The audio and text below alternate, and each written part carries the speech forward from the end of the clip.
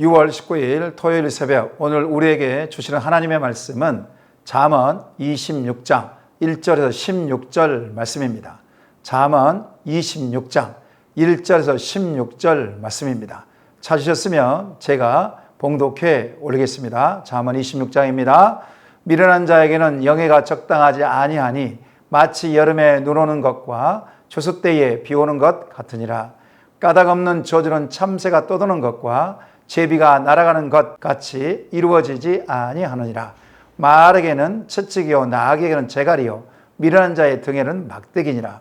미련한 자의 어리석은 것을 따라 대답하지 말라. 두렵건대 너도 그와 같을까 하노라. 미련한 자에게는 그의 어리석음을 따라 대답하라. 두렵건대 그가 스스로 지혜롭게 여길까 하노라. 미련한 자 편에 기별하는 것은 자기의 발을 베어 버림과 해를 받음과 같으니라. 저는 자의 다리는 힘이 없이 달렸나니 미련한 자의 입의 잠언도 그러하니라. 미련한 자에게 영예를 주는 것은 돌을 물매에 매는 것과 같으니라. 미련한 자의 입의 잠언은 술 취한 자가 손에 든 가시나무 같으니라. 장인이 온갖 것을 만들지라도 미련한 자를 고용하는 것은 지나가는 행위를 고용함과 같으니라. 개가 그 토한 것을 도로 먹는 것 같이 미련한 자는 그 미련한 것을 거듭 행하느니라. 네가 스스로 지혜롭게 여기는 자를 보느냐? 그보다 미련한 자에게 오히려 희망이 있느니라. 게으른 자는 길에 사자가 있다, 거리에 사자가 있다 하느니라. 문짝이 돌저기를 따라서 도는 것 같이 게으른 자는 침상에서 도느니라. 게으른 자는 그 손을 그릇에 넣고도 입으로 올리기를 괴로워하느니라. 게으른 자는 사리에 맞게 대답하는 사람 7보다 자기를 지혜롭게 여기느니라. 아멘.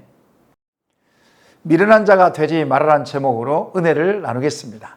미련한 자는 잠언과 전도서에서 압도적으로 등장합니다.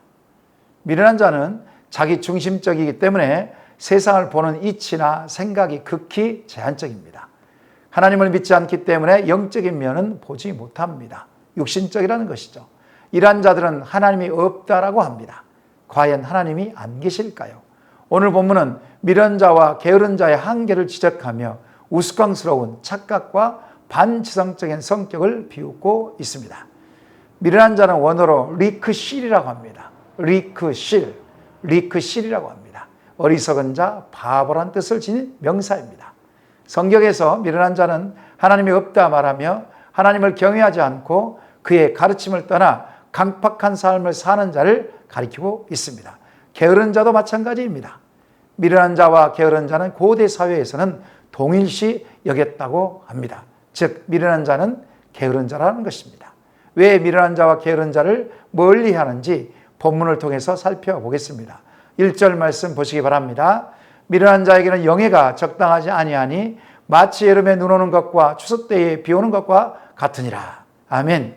미련한 자에게는 귀한 것을 주어봐야 알아보지 못한다는 것입니다. 귀한 것을 귀한 것으로 여기지 않습니다. 마치 돼지에게 진주 목걸이를 주는 것과 같습니다. 돼지는 그렇잖아요. 진주 목걸이가 귀한지 안 귀한지 전혀 모르잖아요. 미련한 자에게 영예를 주어봐야 스스로 귀하게 여기지 못한다는 것입니다. 영예가 무엇입니까? 존귀와 영광을 가리키는 말입니다. 미련한 자에게 영예가 왜 적당하지 않을까요? 그것은 미련한 사람은 겉과 속이 다르기 때문에 그렇습니다.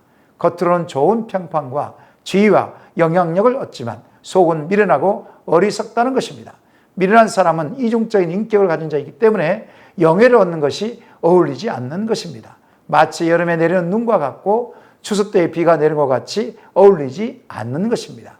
여름에 눈이 내린다는 것은 전혀 예상치 못한 기상이변입니다. 또한 추수 때에 비가 내리게 되면 추수할 수가 없잖아요.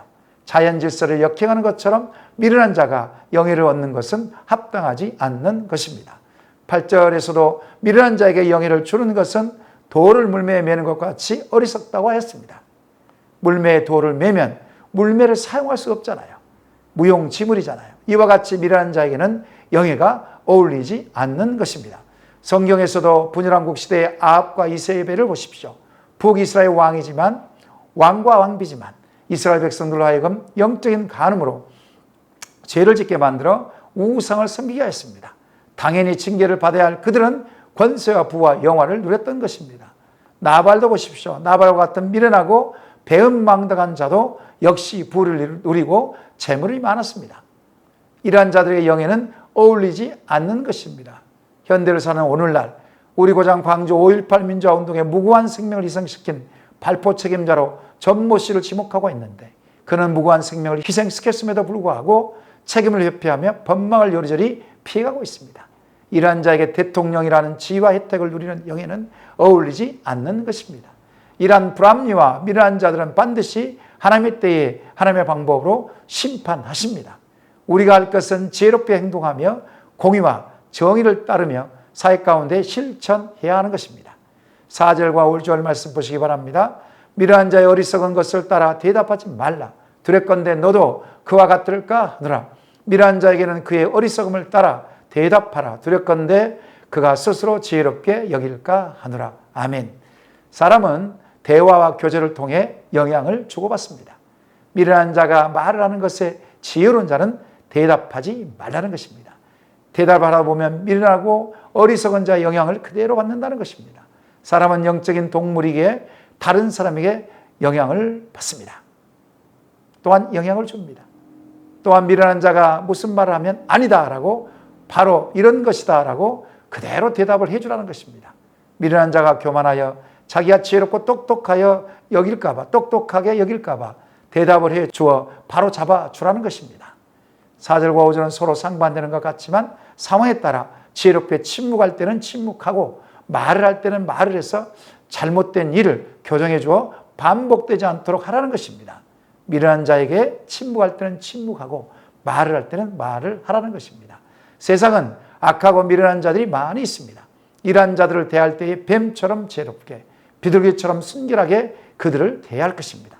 그렇게 되면 미련하고 어리석은 자들은 깨닫게 되고 하나님의 영광을 드러낼 것입니다. 6절 말씀도 보시기 바랍니다. 미련한 자 편에 기비라는 것은 자기의 발을 베어 버림과 해를 받음과 같으니라. 아멘. 미련한 자에게 어떤 중요한 기별을 맡기는 것은 합당하지 않다라는 것입니다. 통신수단이 발달하진 고대 사회에서는 소식을 전할 때 사람이 직접 걸어가서 전하거나 말과 같은 짐승을 이용하여 소식을 전하거나 했습니다. 외교 문서나 서찰 등 중요한 것은 믿을만하고 신뢰가 가는 사람에게 전하였습니다. 미련한 자에게 중요한 소식을 전한다는 것은 제 발목을 자르거나 폭력을 불러들이는 것과 같다는 것입니다. 왜 그렇습니까? 미련한 자는 일을 잘못 처리하고 자기 생각대로 처리하는 오류를 범하기 때문에 그렇습니다. 복음은 어떻습니까? 하나님 나라 확장에 있어서 중요한 것이 복음입니다. 하나님께서 이 복음을 가장 신뢰하고 믿을 만한 저와 여러분에게 맡기셨습니다. 미련한 자들은 복음의 중요성을 잘 모릅니다. 우리는 그렇지만 잘 알고 있습니다. 우리 하나님께서 미련하고 어리석은 자인 세상 사람에게 이 중요한 복음을 맡기지 않았다는 것입니다. 지혜롭고 신앙심이 깊은 저와 여러분에게 맡겨졌다는 사실을 기억하시기 바랍니다. 우리가 힘써야 할 것이 무엇이겠습니까? 하나님께서 맡겨준 이 복음을 어떻게 잘 전할 것인가 생각하며 날마다 성령님께 지혜와 명철을 구하고 효과적으로 전할 수 있도록 훈련하고 노력하는 것입니다. 또한 불신자들하고 친밀한 관계 속에서 그들을 잘 섬기는 것입니다. 생명의 복음이 있는 저와 여러분이 평생 죽을 때까지 감당해야 할 것이 바로 이 복음인 것입니다. 이 일에 기쁨과 자원함으로 동참하시는 아름다운 주의 종들이 다 되시기를 소망합니다.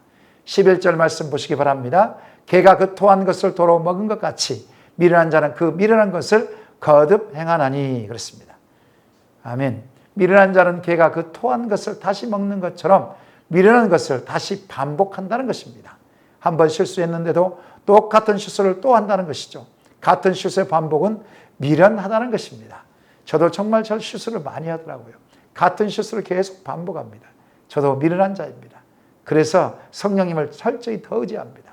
물론 우리 인간은 죄성에서 실수하고 또 실수를 합니다. 절대로 다시 하지 않으리라 다짐하고 결단을 해도 맹세까지 해도 또 반복하신 우리 인간입니다. 돼지와 양은 웅덩이에 빠지게 되면 양은 빠진 웅덩이를 멀리 한다고 합니다. 하지만 돼지는 그 웅덩이에서 다시 튕군다고 합니다. 양처럼 되어야 되지 않겠습니까? 잠깐 실수하고 넘어질 수 있습니다. 하지만 반복하지 않도록 뼈아프게 회개하고 돌이켜야 할 것입니다. 잘 안 되지만 계속적으로 우리가 결단하며 뼈아프게 회개하고 돌이켜야만 하는 것입니다. 우리의 연약함을 도우신 성령님을 철저히 의지하여서 실수를 반복하지 않고 거룩한 삶으로 하나님께 영광을 돌려야 할 것입니다. 마지막으로 13절 말씀 보시기 바랍니다. 게으른 자는 길에 사자가 있다, 거리에 사자가 있다 하느니라. 아멘. 게으른 사람은 길에 사자가 있다, 거리에 사자가 있다라고 말합니다. 즉 밖에 나가는 것을 싫어한다는 것입니다. 집안에서 이불 위에 뒹굴고 누워있고 잠만 잔다는 것입니다. 게으른 자는 음식이 있는데 숟가락으로 먹기조차 괴로워한다는 것입니다. 이것은 마치 문짝이 돌적에 물려 도는 것처럼 게으른 자는 침대에서 잠만 자고 나오질 않는다는 것입니다. 게으름의 극치를 보여주고 있습니다. 중국에는 요즘 청년들이 일자리를 구하기 힘들어서 집안에만 틀어박혀 있다고 해서 나온 신조가 있습니다. 메이첸 이런 신조어입니다. 몰천이라는 이 신조어입니다. 돈이 없다는 뜻입니다. 돈이 없어 길거리에 자고 집에 침대에서 주로 누워만 있고 최소한의 음식만 먹고 지내는 것을 말합니다. 이런 사람에게는 아무런 소망이 없는 것입니다. 믿는 성도는 메이첸이 아닙니다. 돈이 없다, 자포자기는 것이 아닙니다. 게으르지 않고 도리어 부지런하게 삶을 살아내야 하는 것입니다.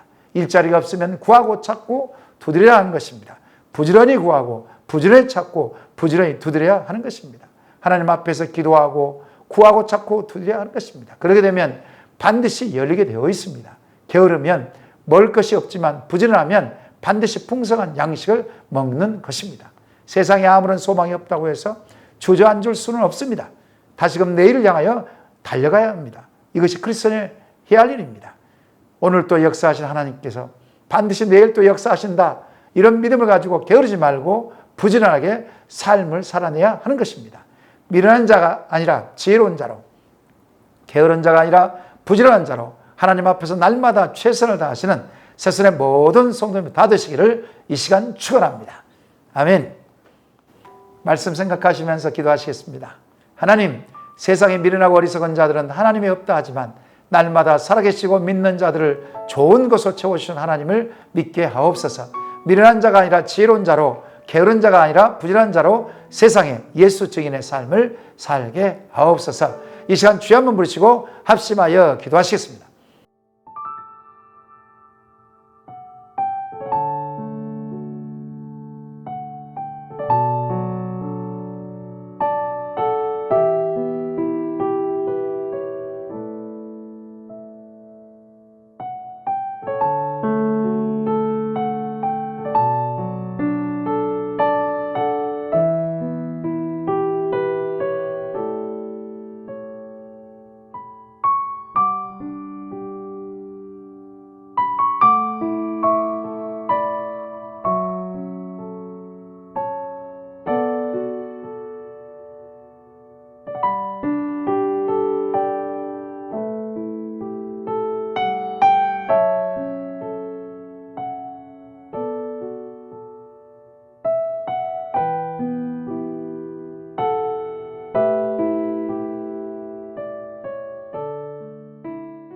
두 번째로 나라와 민족과 열방을 위해서 기도하십시다.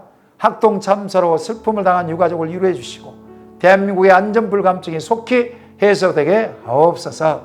코로나19의 확산을 막아주시고 백신 접종이 원활하게 이루어지게 하시고 부작용을 최소화시켜 주옵소서. 정치, 경제, 사회가 안정되게 하시고 부정부패가 떠나가게 하옵소서.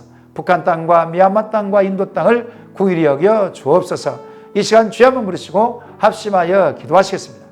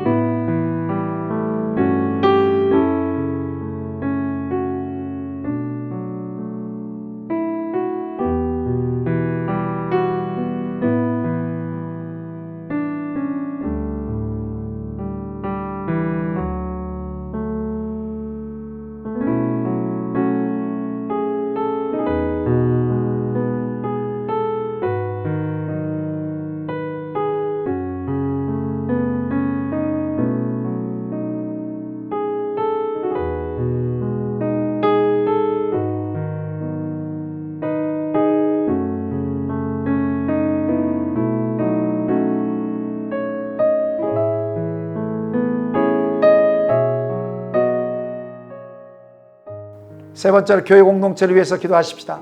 담임 목사님과 중직자들에게 성령의 충만함을 주시고 한 성령 안에서 하나가 되게 하여 주옵소서. 상처받는 영혼, 실망과 좌절한 영혼들을 붙들어 주옵소서. 6월부터 시작하는 순모임과 새순학당에 하나님 은혜를 부어 주옵소서. 우리 교회 맡겨주신 다음 세대에 말씀으로 잘 양육하게 하셔서 다니엘과 요셉처럼 쓰임받게 하옵소서. 이 시간 주여 한번 부르시고 합심하여 기도하시겠습니다.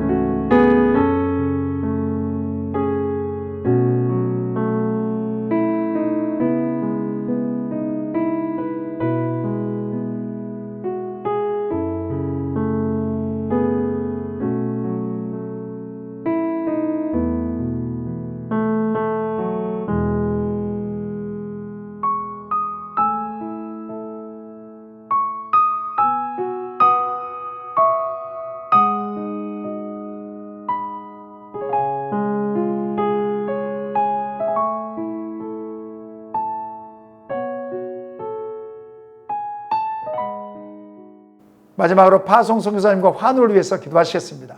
토요일은 애치국 연미족 정봉 선교사님에게 성령의 충만함을 주시고 가족들의 한 신년 동안 간결하게 하시고 전도했던 영혼들이 주께 돌아오고 제2기 사역자가 주의 은혜로 잘 결정되게 하옵소서. 김인혜 집사님, 김영자 권사님, 김광순 집사님, 김찬준 집사님, 정승우 권사님, 김봉남 권사님, 조금열 집사님, 안행순 집사님, 최혁기 성도님, 정석의 집사님 어머니, 이길태 성도님, 박문천 집사님 수술 후에 온전한 치유와 회복이 일어날 수 있도록 역사해달라고 기도하시고 개인적으로 기도하시기 바랍니다. 이 시간 주여 한번 부르시고 합심하여 기도하시겠습니다.